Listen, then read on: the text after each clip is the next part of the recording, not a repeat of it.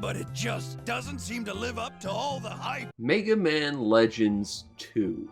This is a game that I was very excited to play for a long time, and ultimately it reminds me a lot of Star Wars Jedi Outcast. Not because they're remotely similar games or anything, but because they were games that were very, very much hyped up to me. A lot. And ultimately games that probably cannot live up to that hype. I remember at a very young age playing Mega Man 64 because I had a Sega Saturn, later N64. Really should have gotten a PS1 back in the day. I feel bad about that. But I remember a lot of people noting that I played Mega Man 64, and every time I heard someone talk about this game, all they said was that the sequel was so much better. And they always talked up the sequel in such a way that they actively kind of like disparaged the first game. And the first game is by no means a masterpiece. It's a game that doesn't really have a plot until like 3 rooms from the end, for one thing, and then they still don't have a plot because they have like an anti-plot exposition device at the end. It was awful, but the game itself was still really good.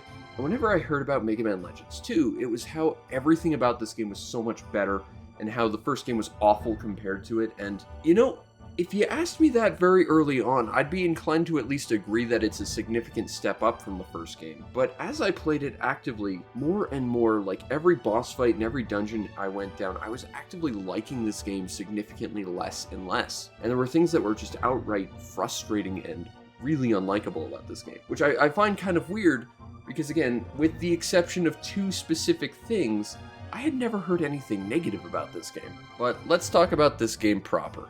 So, the plot to Mega Man Legends 2 doesn't make a lot of sense. At least, its initial conceit doesn't make a lot of sense if this game is to be a sequel to Mega Man Legends. Just logistically on a common sense standpoint. But the game starts out with Mega Man and Roll chilling on the flutter. Roll is super depressed because some rich guy is apparently going to go find the big fancy treasure that she wanted to find, and Mega Man is actively very angry with her because she sold his shining laser that he spent 4 hours grinding to power up. And this Roll is exactly why Mega Man is going to marry Tron, because she wouldn't do that. She might be a potential attempted murderer and arsonist and terrorist, but she would never sell that very expensive weapon he spent forever grinding. I don't care if this is a reason to point out that, you know, we're not allowed to have our big fancy super weapons at the start of the game. This was a weapon you actively said you were terrified of its power roll, and you just gave it to some guy for chump change so you could make some basic repairs to the ship? I don't buy that. And this is why you're not gonna get any of that. And its awesome orange apron, which should absolutely be a playable skin, but isn't. It also doesn't help that, you know, Tron actively points out that Roll is definitely robbing Mega Man blind with her upgrade costs. And that she's, you know, like, not even an active spotter. Go team up with Tron. She's at least going out on adventures, you know, in the dungeons. She'd be a capable teammate. Roll does nothing. Seriously, Mega Man, get out of that relationship. Either way, watching this newscast about this rich guy that Roll's grandfather's hanging out with, who's definitely going to find this treasure they're looking for, they see a reporter that looks suspiciously like Roll's missing mother. She happens to step up and basically say, hey, you know that big fancy treasure you were looking for on catalogs? That wasn't a treasure at all and was just some guy that really wanted to do a genocide? Maybe stop looking for that treasure on this other island, because I'm not going to say it will end in genocide, but it's probably gonna end in genocide. She then leaves, and that leads Mega Man and Roll to decide to not immediately act on this and go do a side quest, where they meet some guy who's definitely Roll's dad, but has convenient amnesia not to recognize her, and she doesn't recognize him, although he does get his memory back later, and still doesn't bring this up, because good parenting, and then they go to this horrible frozen island and find some more precursors, who then tell Mega Man to go to these dungeons, collect these things, and they will unlock the big fancy treasure, the Mother Lode. You know, the treasure that was on catalogs that turned out to be a precursor who wanted to do a genocide, and that we were actively told might be exactly that again. And Mega Man just says, yep, sure, and then goes to collect some stuff. Okay. So, I'm all for Mega Man not being a prejudiced jerk here, but We might have established that Mega Man is a bit of an amnesiac prior to the first Mega Man Legends game, but we've also established that Mega Man Legends 1 actually definitely happened, and that Mega Man has met precursors before, and that they don't consider life. They consider them basically a petri dish of sea monkeys that can be squished at any point and should be actively genocided. So why is Mega Man actively helping these other precursors? Like, again, it's good Mega Man's not being prejudiced here, but we have established what at least previous precursors' motives have been, and while it might be one bad apple spoiling the bunch here, maybe Mega Man should at least listen to the lady who at the start actively warned people not to pursue this treasure because it's not a treasure, and, you know, at the very least maybe hold on to the collectibles that will unlock this pseudo treasure, you know, at least until we can establish what their actual motive is, because the game doesn't really do that. And like, between the point where they actively betray you, spoilers, at the end and try and do a genocide, spoilers, because that's definitely what they're doing, between the start point and that point, like the previous game, there's not really much of a plot going on. There's going to various locations, going into various dungeons to get the plot important collectible, and then you gotta fight some pirate people, but that's it. There's no real established active plot. In fact, in some ways the plot is actively worse than the previous game, and for completely inverse reasons, because while the first game had effectively an anti-plot device at the end, this game does establish at least a little bit of plot, again, about 3 rooms from the end, but in between those 2 points beforehand, like the previous game, all you're doing is fighting pirates and nameless, faceless robots, effectively. And the previous game set this up significantly better with the villains, the Bonds. Now, the Bonds are in this game, and they are still absolutely the villains, and they are still actively the best characters in this game, but they've been diluted, because now they're in a team-up with, like, this big robot guy with 0 personality, and this other guy who hangs out with him who's just lazy, and that's his entire story. And this guy named Glide, who I guess is like the only connection to the net navvy because he never got a proper robot master. And like, he's followed around by his diet versions of the serve bots, which are effectively chickens. Like, we've got all these other not quite villains effectively trying to be the villains that we don't even get to establish so much of a connection with the Bonds, you know, our actual established more or less villains when we're not actually considering, you know, the actual villains of the game that the game actively wants us to forget about. Having so many other, like, side villains team up with the Bonds to, like, create some sort of pirate alliance is an interesting idea, but we never spend any real time with any of them to figure out who they are. I mean, with the exception of Glide and his robot chickens, I don't even remember their names. And maybe that speaks more about me than this game, but I feel like they add these characters only to dilute the experience that is, like, the established villains of the Bonds. Like, the Bonds are great villains. They're likable. They're a nice, solid family unit, and they've got a great personality. They're fantastic. They'd be great protagonists, which is probably why they got their own spin-off. But it just feels like we are taking so much away from their presence, and they're almost there out of obligation more than intent, because these other characters get shoved in your face so much more, you know? And really all they serve to do is show how incompetent they are compared to the Bonds and just slow things down and get in the way of Mega Man. That's it. That's what they do. I mean, we already had the Bonds to do that, and they were established and likable. These other characters are basically non-existent entities that are just there to give you something to shoot at. It's weird, because it has basically the exact same structure of the first game, and it tries to give you so much more backstory and plot because the first game gave you literally nothing, and yet at the same time, in some ways it's significantly worse while being structured basically identically. It is weird that this game works in the way it does, and the fact is, the initial conceit of just having to help these random precursors collect these things when you're actively told not to at the exact start is weird. And it's weird that they all do this unquestioningly, because, like, I can establish that Mega Man maybe didn't talk about the precursor he found at the bottom of the main gate instead of, you know, the super treasure they were looking for there, but there was a giant death weapon that descended from the sky on top of people. People knew about this thing. The Bonds knew about them because they were there directly. They saw the precursor guy, you know? Like, I just don't understand why people aren't raising more red flags about maybe at least establishing what these precursors are going after before just actively helping them. The plot to this game is confusing, and there's really not all that much of it. I mean, at least with this game's basically end game exposition dump that happens 3 rooms before the end so that this game actually can claim it has a proper plot, it at least explains stuff. that's good.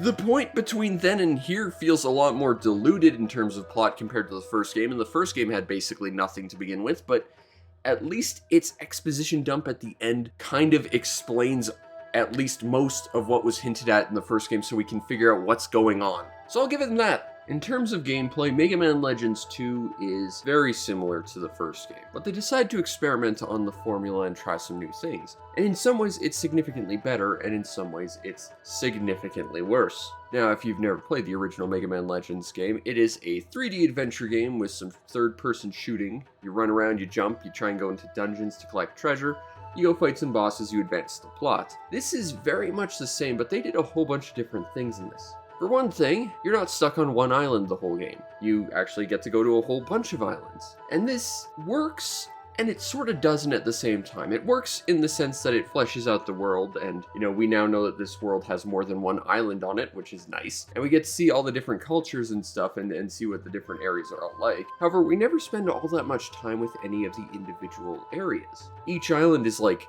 5 rooms big, and like one of those rooms is usually a village. Usually at least one of these rooms is like a giant open field, and here's where I have some issues with this game.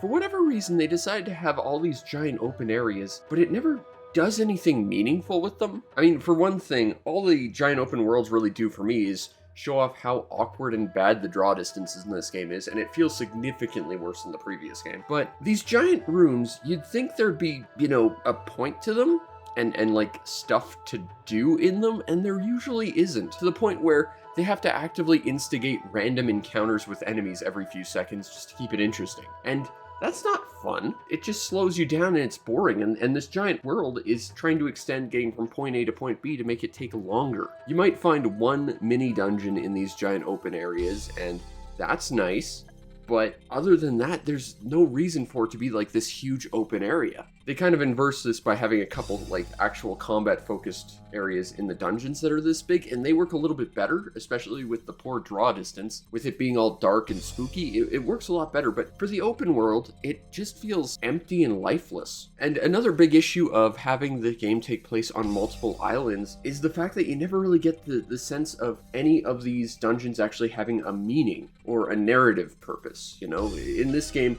it's literally, you go into a dungeon, you shoot some robots, you get some loot, you leave. That's kind of what they're there for. In the previous game, it was totally different. You were on one island, and it had bigger dungeons and smaller dungeons, and all the smaller dungeons looked and felt the same, which, initially might come across as boring, but once you get to the end of the game, you realize all the dungeons are actually one interconnected dungeon that are spiderwebbed together, and that you kind of get the feeling, or at least I did, that all of these things actually had an interconnected purpose. The larger areas were basically important, technological nodes to this precursor ruin, whereas the smaller ones were like byways and ways to get around the entire place to transport material goods or people easier because the island was different back then. You get a sense that all of these areas have a big, deep, interconnected purpose, and ultimately they do, because they are all ultimately a lock for the main gate. Here, every dungeon, big or small, is completely isolated from the rest of them. You get no sense that they have any sort of actual narrative purpose or exist for any real reason in the world other than it's a dungeon, go in there and find loot. It gamifies it, but at the same time, it removes any sort of narrative purpose that one could speculate on or, try and understand how this world works from a, believable perspective. And that makes it significantly worse to me. It also doesn't help that some of these dungeons are locked behind license exams, and this kind of existed in the first game as well. The previous game had licenses, but they gave you all of them pretty much at the start and in the plot. In this game, you have to go through exams to get your different licenses. And by exam, I mean they come in the flavor of the most boringest combat challenges ever. And the thing is, you need these to go explore 2 extra dungeons. The interesting flip side of this is that they also serve as a difficulty modifier. By getting a higher rank license, enemies do more damage, and I think they have more health. And I remember this being one of the big negative things about this game whenever anyone talked about this game. It's better than the first game in every way except these 2 ways. Licenses suck, and yes they do. I spent like a day trying to get the second license, and I gave up because it wasn't fun, and I found out that the dungeon it opens has basically nothing of really importance in it. But then there's also like the 100 question quiz of random nonsense to get an upgrade. Yeah, that sucks too. But locking people out of content because they aren't on a specific difficulty level I'm not sure how I feel about that. On one hand, it does allow you to have replayability for the people who want to play the game again or on a harder difficulty or something. On the other hand, especially behind that second challenge, which is really, really difficult, I can't stress that enough, it's just actively gatekeeping content behind a challenge that's not fun, and it's not even good content, you know? It feels like an active waste of time, a lot like the big open areas in this game. Next are the dungeons, because it is ostensibly a bit of a dungeon crawler. My feelings on them are complicated at the best of times. The smaller individual dungeons are pretty much entirely identical and nondescript. I said this before, but it worked in the first game because they were all effectively one dungeon. Here, it doesn't make any sense that they all look and basically feel the same because they're all on completely different islands. I also don't get any sort of sense that they really effectively did anything for the precursors. They all effectively feel like storehouses where they kept all their stuff all the way at the back in the most inconvenient places because of reasons. The main dungeons, however, have a lot more personality, significantly more than the previous game, and if you asked me after the first dungeon if this was a better game than the original, I would have been inclined to agree. But as I went through the game more and more, I felt like it is significantly worse for them. The first dungeon is themed after a jungle, and while it's kind of annoying you have to fight the same boss like twice in it, it's kind of neat because you get to go through the dungeon twice, and when you go through the second time, it activates a whole bunch of traps, and you basically have to go through it a completely different way, just in how you handle each and every room. It's a very clever way to basically reuse content. I actually quite enjoyed this dungeon, and it ends in a really clever boss fight. The second dungeon is a water dungeon, and it plays around with some buoyancy mechanics and the ability to carry momentum over large distances with the exaggerated gravity of being underwater. And this is actually pretty fun, aside from the fact that the game slows to an absolute halt anytime you actually turn the water on in this place, because I don't think the PlayStation could actually handle what this game was trying to ask it to do. It runs at such a bloody slow frame rate, it is really annoying to have to get through this dungeon. Doubly so, because when you get to the end, you have to fight a boss, and then like the save point before that boss disappears, so you have to go all the way back to the start. And right before the start, you have to fight that boss again, except he's harder and there's no save point. And if you're like me and you die on that fight because he has an attack that has ridiculous homing, side note, any attack that has homing in this game is just absurdly OP and really unfair. Yeah, I died on him and had to basically do the dungeon again. And it sucked, and it was unpleasant, but it was still, at its core, a relatively enjoyable experience, all things considered. Then we get to the fire dungeon. And I have opinions about the fire dungeon, let me tell you. Specifically, one cocking room in this stupid dungeon. One room that I was stuck on for about an hour, because this game doesn't really explain anything. Okay, so you enter this room, and there's like a big darkness in front of you because this game has terrible draw distance. And then suddenly this giant robot shows up. Okay, that's a good start. That's exciting. That is, we're adventuring now. Now, this is a Mega Man game. Ostensibly, you shoot things. So that's what I did. And I don't know if this is just a placebo effect or I just got really unlucky with his like attack order or whatever, but as I was doing more and more damage, it felt like he was changing like soft phases where it didn't seem like he was doing anything different, but he'd get a couple different attacks in. Again, might be just my imagination, not sure, but that's how it felt. But eventually I did enough damage that he did swap to an actual completely different phase where he hopped onto his knees, was invulnerable, and started crawling towards some lava. He then drank that lava and fully healed. And then the fight continued. I suppose you could say it's a hint that there's no health bar here. Most regular robots don't have health bars, just the bosses. So you could maybe say this wasn't supposed to be a boss, who knows. But this game doesn't really communicate what you have to do. Early on you get a fire extinguisher. I thought, maybe you have to fire extinguish the lava, even though that makes zero sense, so that he couldn't heal. That did nothing. No. What you need to do is run around this giant environment where you can't see anything because, again, the draw distance is atrocious, and you have to find some doors that are in the walls. Now, maybe I'm crazy here, not seeing a bunch of doors in the darkness in this giant room, but I might have also been busy focusing on the giant robot that was trying to kill me. Either way, you have to go and find a door so that you can flee this room, so I did. And that door was locked. Now, here's the thing. There are 4 doors in that room. Only one of them is locked. So it was entirely bad luck that that happened to me, but from that experience, I could infer that, okay, as long as this guy's alive, those doors aren't opening. So I spent more time trying to kill this boss, and no, what you're supposed to do is just go to any other door, but the game doesn't communicate that in any meaningful way. And again, there's a giant robot trying to smash you this entire time. Are you going to be worried about that? Or are you going to be trying to, like, you know, save your own hide from the giant thing that, you know, could destroy you if you're not actually paying attention to it and seeing when it's attacking?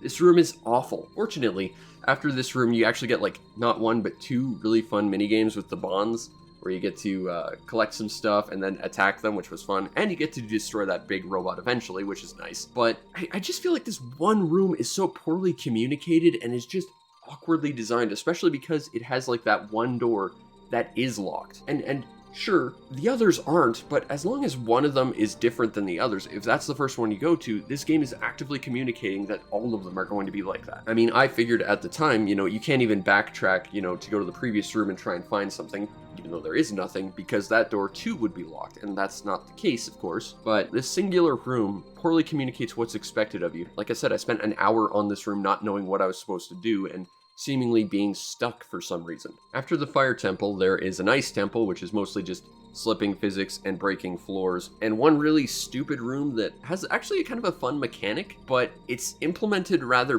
badly. Basically, you have to stand in front of some holes and make giant robots slide into them, but they tend to stop on a dime, so tricking them into those holes is a bit tricky. You have to, like, basically get hit by them to get them to slide into them sometimes. Like, their detection range for stopping versus sliding into them is just a little unfair, which is a continuous theme I noticed about something else in this game, but we'll talk about that in a minute. After that dungeon, you get to the final dungeon, which plays around with gravity physics, allowing you to break floors using super heavy gravity and jumping up super high using super light gravity.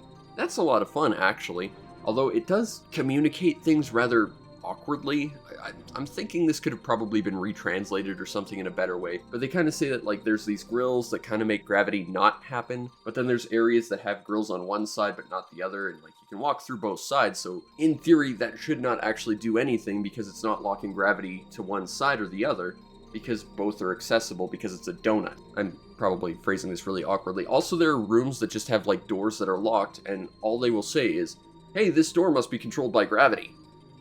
Well, that's great, game. Is it heavy gravity, light gravity, normal gravity? What do I need to open this up? The game does not explain itself, which is, you know, a continuing issue I've had with this game. But once you figure out how the locks work and the gravity system, and you just ignore the grills in general because they're basically pointless anyway, you know, it's actually a pretty fun dungeon. It's a little bit difficult, and there are a lot of invisible traps. Oh my god, I haven't talked about the invisible traps yet. Yeah, there are invisible traps that just drain your health and stop you and mean you can get attacked for free damage by enemies, and that's awful. And there's no way to predict them, as far as I can tell. Also, there's a ton of status effects that just drain your health and your weapon ammo and make it impossible for you to do damage, and oh, the status effects suck in this game. Especially from the guys with the shields that, unlike the previous game where you could eventually knock them out of their shield form, you can't really do with these guys.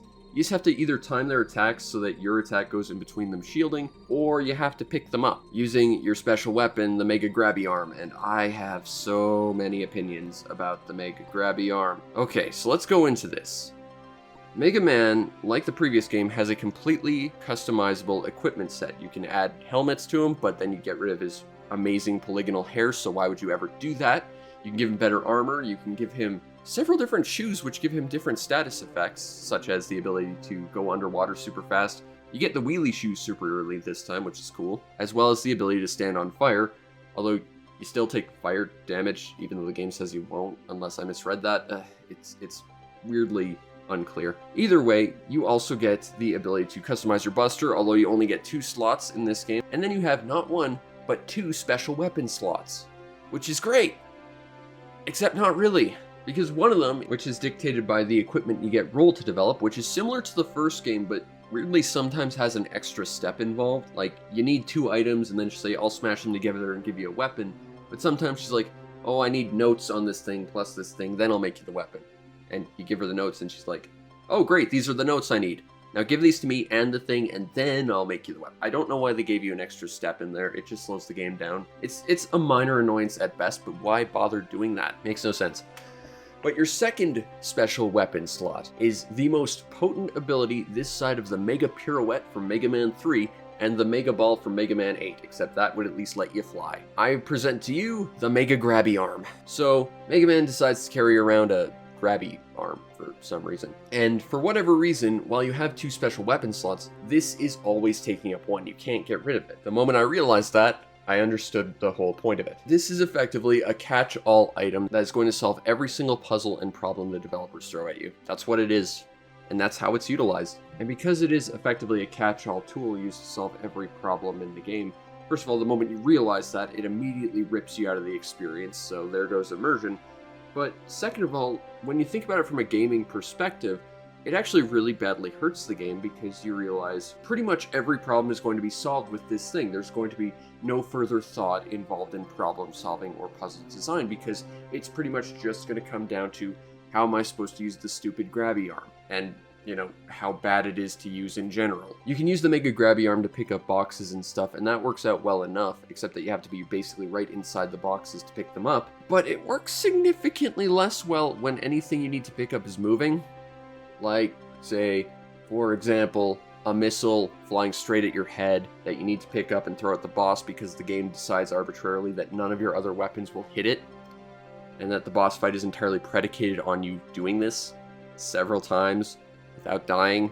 This boss fight sucks, as does the Mega Grabby Arm. And I'm not sure why this was a mechanic anyone felt needed to be in this game, because it doesn't work. It might actually work if they increased, like, the detection range of actually being able to pick anything up, but the fact is you have to be, like, smushed up against it for you to actually interact with anything. And even then, especially when it's a moving object, the game just sort of flips a coin as to whether or not you actually do it. I lost this boss fight like 3 times because of this stupid grabby arm not picking up the missile so that I could throw it at the enemy. It's such a dumb mechanic, and it's used for everything. And it doesn't benefit the game in any way, shape, or form. It just highlights how frustrating this game really can be.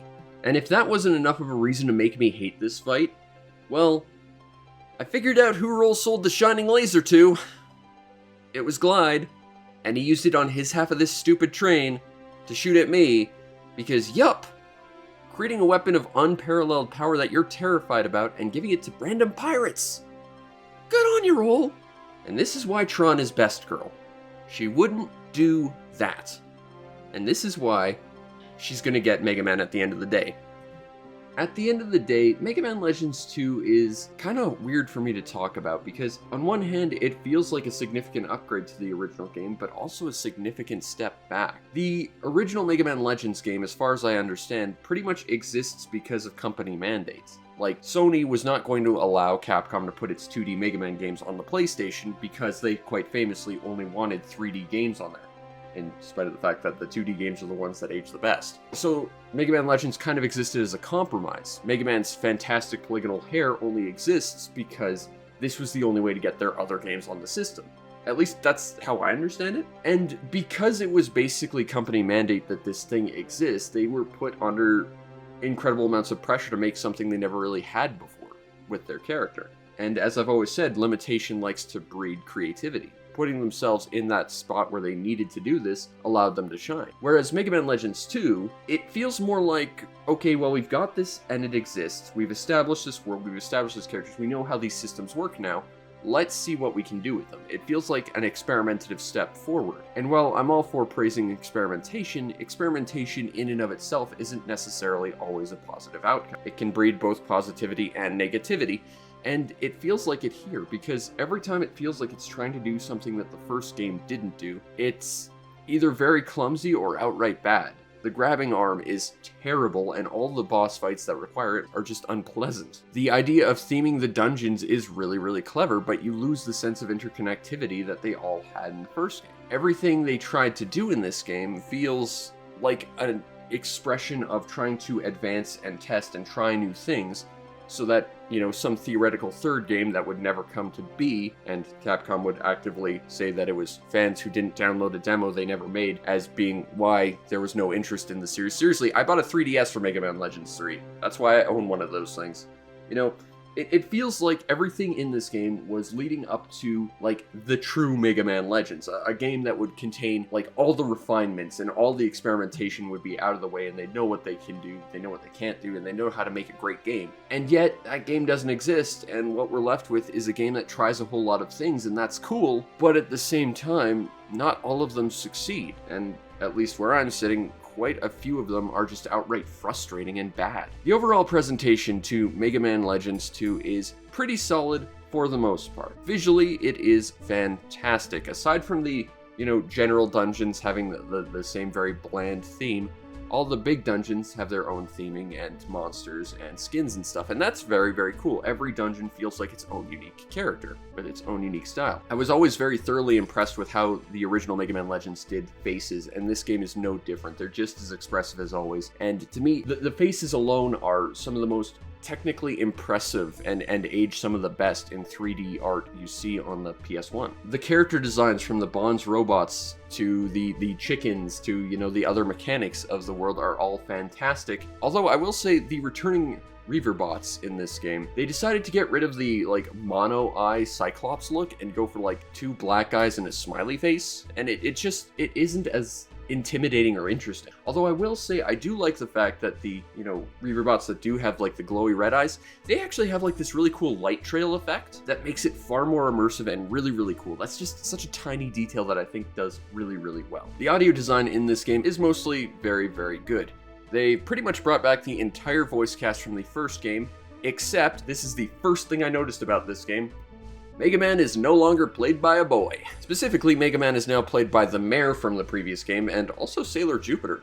And I don't like this. This was one of my big issues with Mega Man 8 as well, is, Mega Man played by a girl trying to do a very light voice to try and emulate a young man, and it's very, very easy to see that, or rather hear it, I suppose, and it comes across as just not right. The previous Mega Man Legends game actually got a boy who was roughly Mega Man's age to play Mega Man, and he sounded perfect.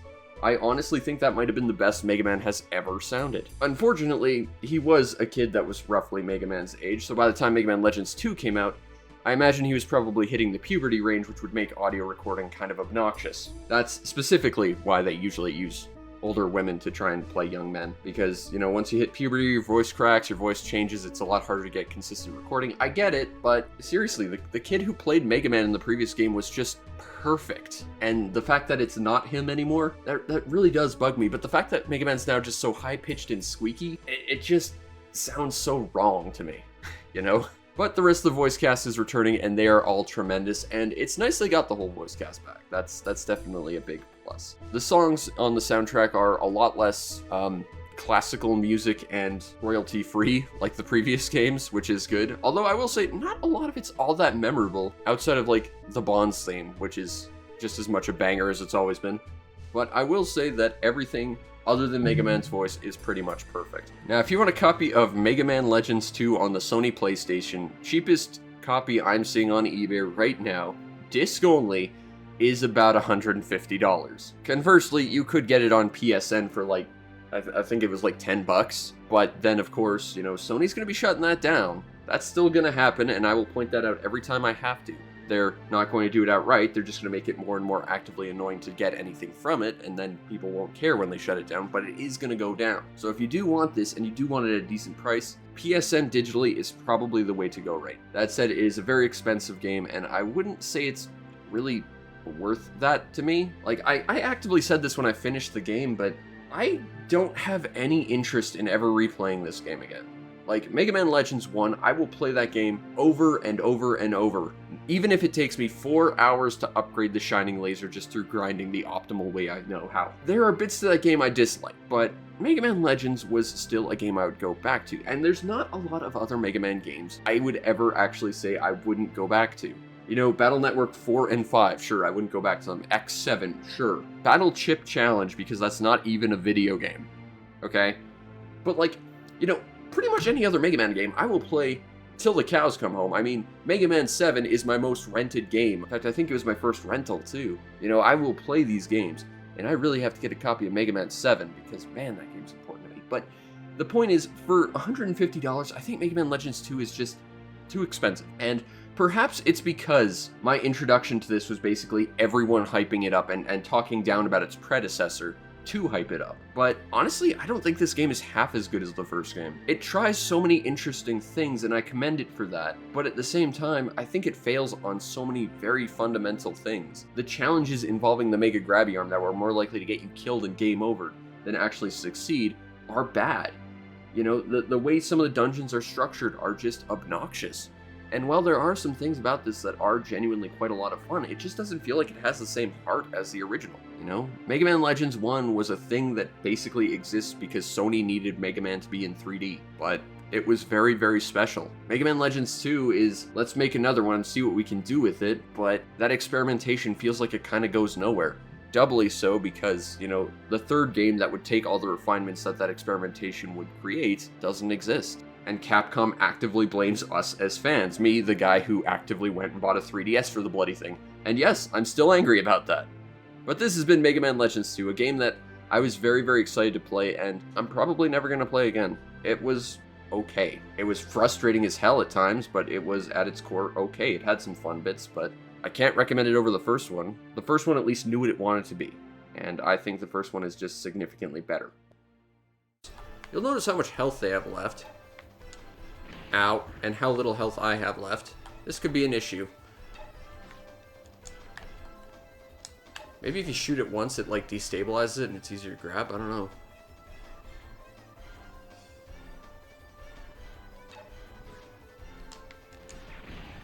Nope. Guess we're doing that again.